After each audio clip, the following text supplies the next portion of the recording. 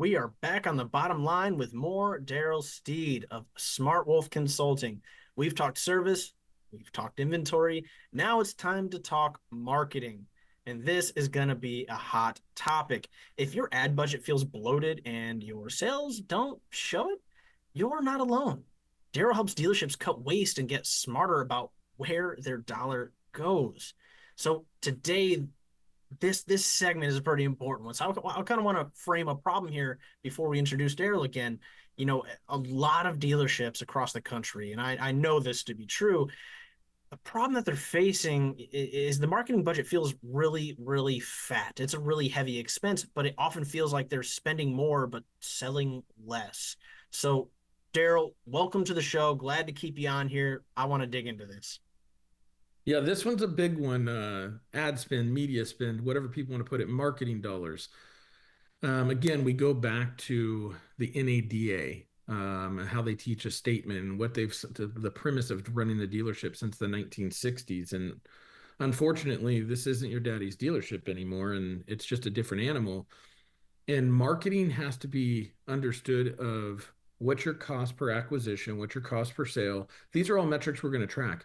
But now it's changed on how we can get that in a more effective manner. Now, some people aren't going to like hearing this, and it's okay. But the big stuff, right? The stuff we've been spending thousands of dollars on, you can get the same type of movement by utilizing the most important piece of your store, and they work right there with you, which is your people. And the reason I bring that up is social media. Now, I'm going to refer to social media as tier four marketing because you have tier one from the manufacturer, tier two to the region, tier three is your auto trader, cars.com, and all that. Tier four is your social media in every version of what that means.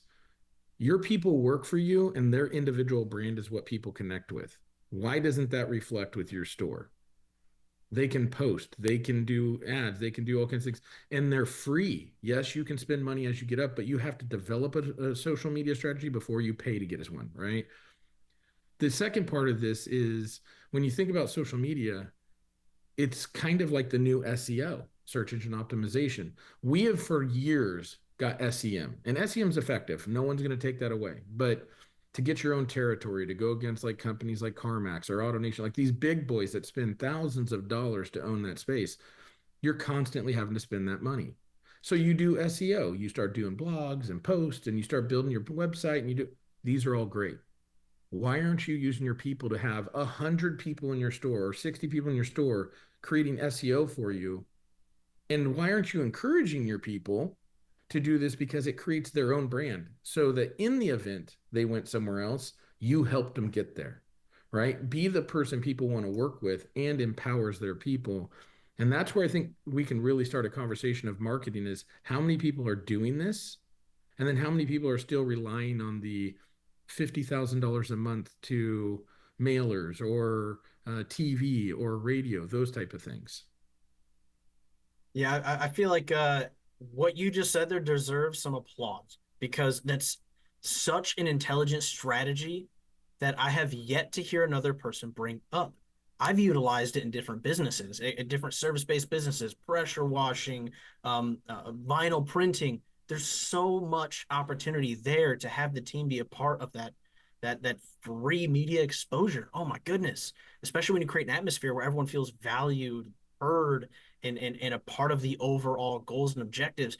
Now you've got an army of social media exposure, media of all types of passionate people that want to present your business not just from the lens of sales, but from culture, atmosphere, family. My goodness, there's so much opportunity there that's being missed. You couldn't be more right. So, kind of a deeper question there is how do you identify when ad spend is no longer giving you the return you're looking for? Lots of different ways you could look at like how many deals did you make, but again we get back to the old school adage of a CRM and things we've used, which are they're necessary. I'm not saying throw out CRMs, guys, but we only give the first lead the first attribution. Well, what if they went to four different sites? Who gets the credit for that? So when we're looking at things we don't even know. Now when you're talking about advertising for service, a little bit more direct and a little bit more effective because we know they came in off this ad. It's kind of a simple issue. But when it comes to sales, it's very muddy. It's very like just murky of how you track it. When you think about these other things, and I don't want this to be lost, is If you decide, like, you know what, I want to take control. I no longer want to release control and hope for something to happen. I want to create a plan and I want to make it happen, right?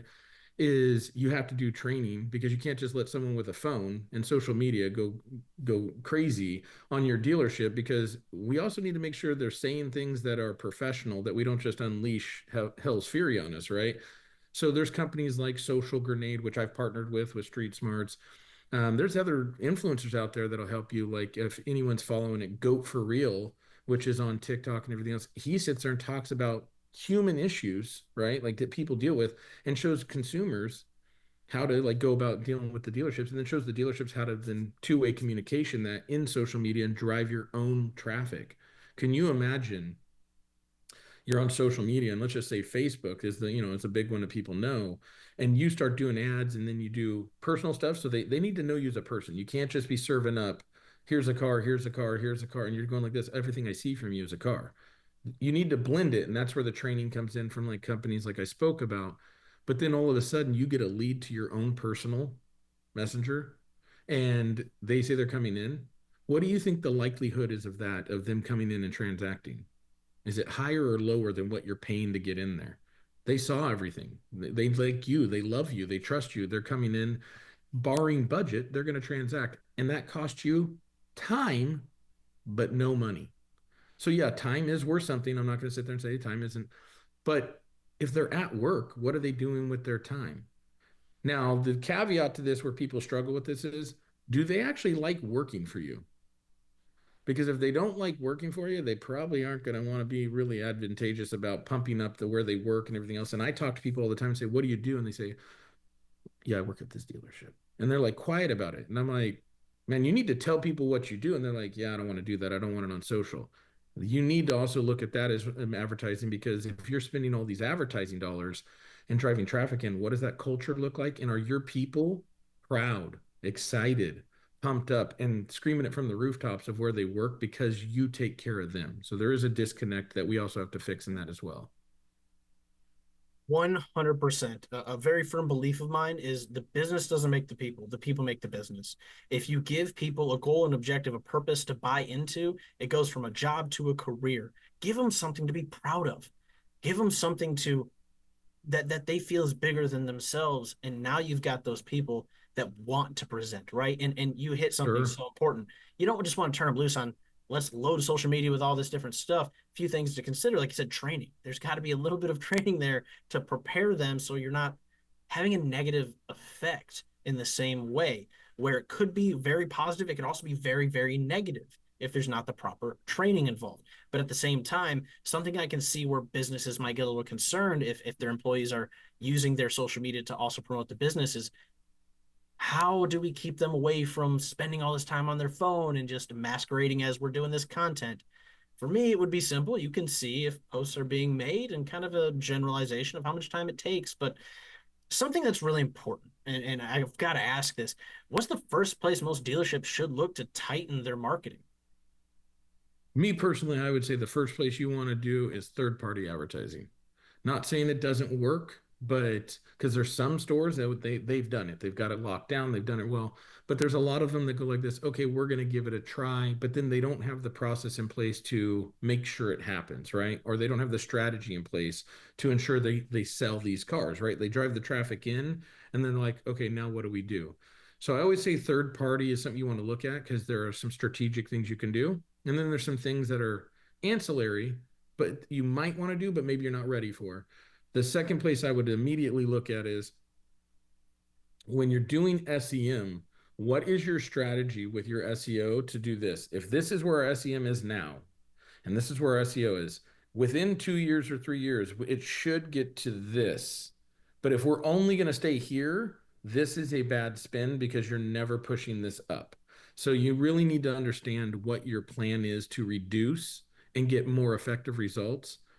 And then the third thing I would say is, not just the social media, is you really want to engage with the AI of understanding market analytics, but being careful of understanding AI is not there to replace, it's there to be more efficient and then maximize time. So it will tell you the analytics like a clairvoyant, it'll tell you where your market is, and then you can then really surgically get in there. But you have to really formulate a plan of, like we've talked about in the previous segment.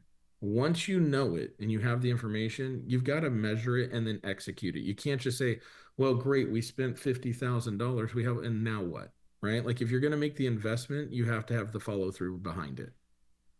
That is extremely true. And to put the icing on this cake, can you share a story of a dealer who's, you know, who cut their spend and ended up selling more? Yeah, so actually, I got to work with a store, and they made a really big jump pre-COVID. So this wasn't like decided to like take advantage of the market, and they were selling about 100 new cars and 50 used. And they said, you know what, new cars kind of sell themselves. They were an import brand, so it kind of took care of itself. And they just shifted all their spend to used cars. Well, now this store, within a year and a half's time, they went from 60 used cars a month to over 300 used cars a month, single point store, Wow. but they reduce some spend. Now, because they have such a presence, they've actually been able to reduce the used card because now once they get the traffic to them, right, they see all the inventory. So now they've gotten really surgical to where they have a cost per sale of under $300 a car. And they're doing 350 a month, and now they're doing 150 to 200 new. So they went from a 150 car store to a 500 car store, kept that going through the tough times of COVID, and are still in those numbers, 4 or 5 years later. Wow. And when you look at that, it was a testament to them empowering their people, saying this is, and they told their people, this is what we're going to do. This is the strategy we're going to do. And they were going to be very high volume. Gross obviously went down, but they made it up in volume. Well, guess what? Everyone won. They reduced expense. They sold more cars. They made more money. And their CSI and everything else didn't get worse, right? Like they kept their customer service up. And it's not easy. It's extremely hard work, That but is it's one. extremely hard. I've got to jump in right there because this conversation is absolutely incredible. There's so much power to it. Don't go anywhere. We've got so much more to unpack with Darrell on the bottom line.